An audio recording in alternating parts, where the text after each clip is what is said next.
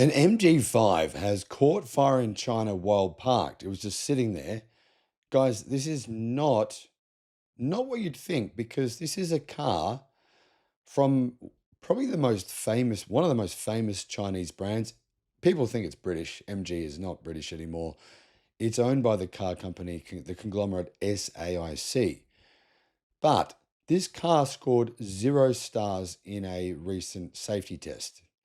ANCAP and Euro ANCAP. In other words, the main safety testing that we all look at globally, this car got 0 stars. And it is sold outside of China.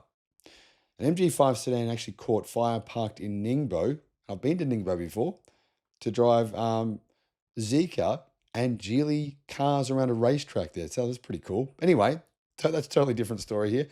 The incident occurred on the 17th of May, parked outside a luxury hotel in an urban area. What's going on here? Why is this happening? Well, first of all, this is not an EV. Just want to make that very clear. If this was an EV, this story would be front page news on many different outlets. So I thought, you know what? We need to mention it when petrol cars catch fire because they do. And this is a new petrol car. The MG5 is a sedan and it's gotten some scrutiny because it scored 0 stars in the Australian ANCAP safety rating test. The ANCAP safety rating test is almost the same as Europe's safety rating test. In other words, it scores 0 stars. And that's terrible. Guys, the MG5 EV is a different car.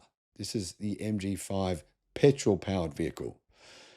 Residents witnessed the fire and shared details on local social networks like WeChat and other social media platforms. Car News China says that unofficial networks and sources indicate the car was parked, no one was in it, and it was the latest model MG, which scored 0 stars. On the Electric Viking website, I'll put a link in the description below. We have more articles about electric cars and battery technology than any other website that I'm aware of in the world.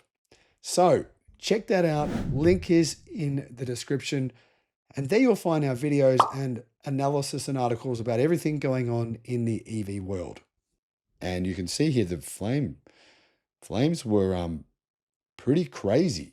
I mean, looked like a huge fire. Images showed the flames actually engulfing the cabin and the trunk area, and it almost looks like several cars were set on fire by the look of just how bright these flames were. You know, we always hear this stuff. We always hear, oh, EVs, the fires are so much worse than petrol cars. You're going to tell me this doesn't look bad? This looks pretty damn bad to me. The fire apparently might have started in the engine bay. No one really knows though because the car was completely incinerated. Residents said they could smell strong smoke and odors during the event, and as you can imagine, this looks pretty out there. So yeah, I can imagine you would smell strong smoke. The fire was brought under control, they say, with nearby parked cars not burnt. So that was a good thing. They might have had their paint damaged though. All that remained, though, of the MG5 was a chassis, which, well, front wheels and the chassis. And you could still see the MG logo on the wheels. That's the only way you'd probably even know this was a car, by the fact that the aluminium rims were left over. And then you could see the MG logo on the rims. What was the cause of this ignition? Well, a Red Note user claiming to be the owner of this vehicle said the car had been purchased less than 2 years ago, and the owner did not opt for vehicle damage insurance. This car was not insured. Hopefully, MG still cover it anyway. I mean, yeah, hopefully they do.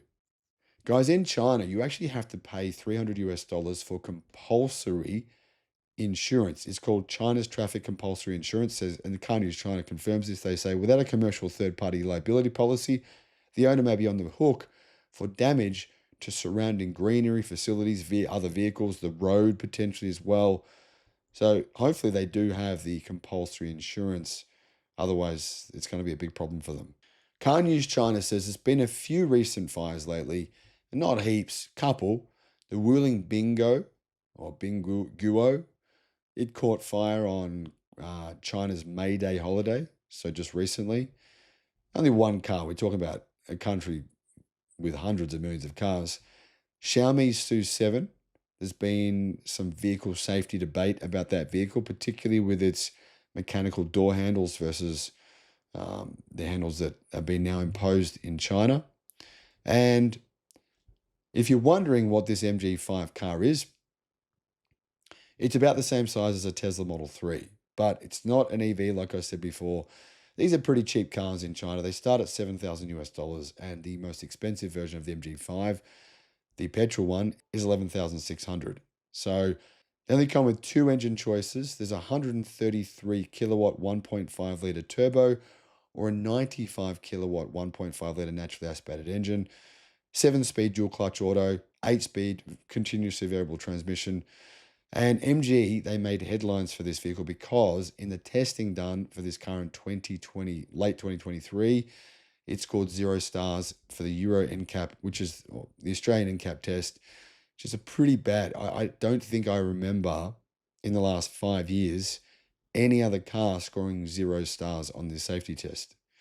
Most cars actually get 5 stars. Not all of them, but most do. MG said in a frontal crash, the safety testing said in a frontal crash, the dashboard became a potential source of injury.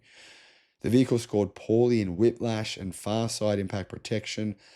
The testing experts underlined the MG5's safety offerings were several generations behind the competition, and this result came about right as the MG4 EV went on sale, and the MG4 EV actually got 5 stars in the test. So quite a big difference between the MG4 EV and the MG5 petrol-powered car. Sales for MG. In China, MG gets about 15,000 sales a month, but the MG5 doesn't sell all that well in China. It actually sells better outside of China. That's surprising considering its safety test result. But, a lot of people, when they buy a car, they don't even check if it's got a good safety score. They just go and buy it and hope for the best.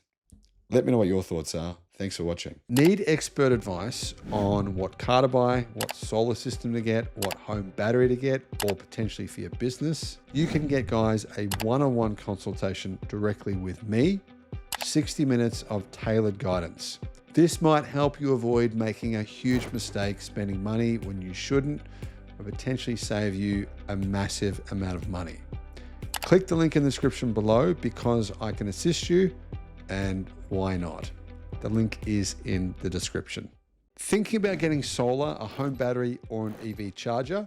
Check out Australia's best free comparison tool because it could save you a lot of money, guys. Click on the link below in the description and you can see how much you can save. Alternatively, give Resync a call. They are the guys who installed my battery and my home solar. I'll put a link to them as well in the description.